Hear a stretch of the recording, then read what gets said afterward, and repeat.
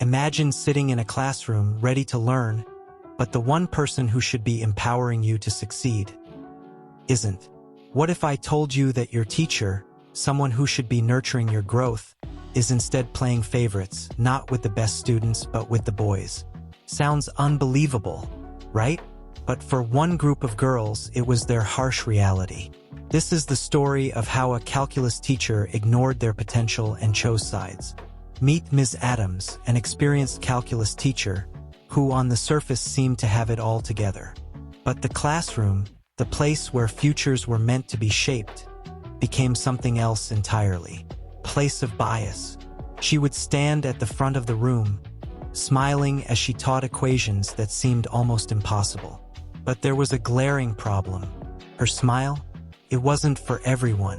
While the boys in her class got all the attention, extra time, more encouragement, even help outside of class, the girls, well, they were often left to figure it out on their own, invisible in the shadows of her favoritism.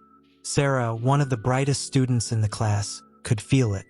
She had been working on calculus for weeks, staying up late, poring over textbooks.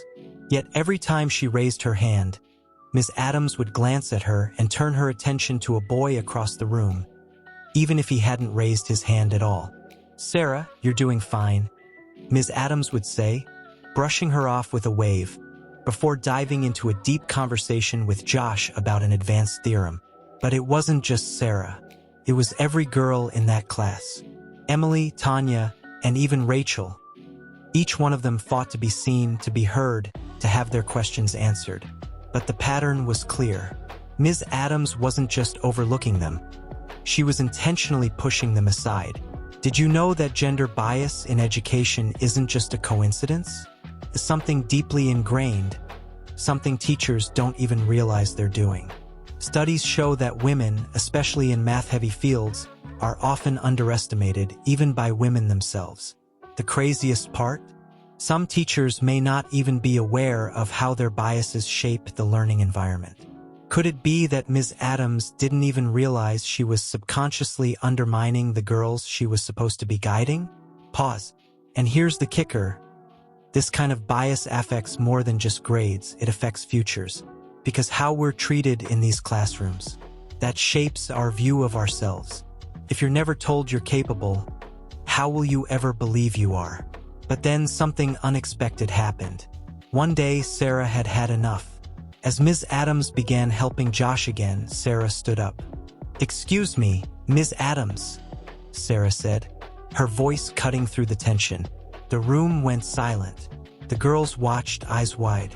Why do the boys always get extra help while the rest of us are ignored? Ms. Adams froze. The class waited for an answer. There was a pause, a long one. And then, slowly, Ms. Adams muttered something about fitting in with the class, or trying to catch up with those who need more help. But it didn't feel like an apology. Felt like a justification. Sarah didn't back down. But it's not about that. It's about treating everyone equally. The next few weeks weren't perfect, but things started to change. Ms. Adams, though awkward, began to spend more time with the girls. She even apologized, albeit grudgingly, and offered extra help after class. But here's the thing, change doesn't happen in a single moment. It takes time, takes awareness. It takes all of us looking at how deeply these biases run and deciding to confront them. And it wasn't just Sarah who noticed the change. Other students, even the boys, started calling out bias when they saw it. They started recognizing how important it is for everyone to be treated equally, no matter their gender, race, or background. The truth is, this happens everywhere. In every classroom, in every workplace. Racial profiling, gender bias, it's part of a system that's been built over years. But it's up to us to break that cycle. So, let me ask you this.